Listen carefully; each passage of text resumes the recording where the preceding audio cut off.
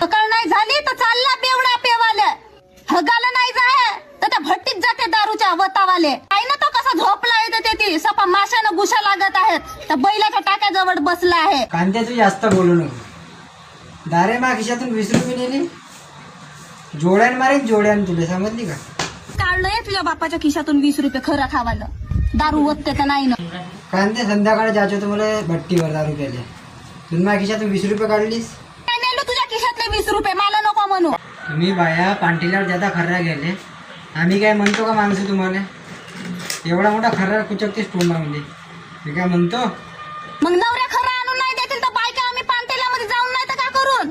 कांते, मी किती दारू पित असेल, पण मी त्यावर बहुत प्रेम करतो.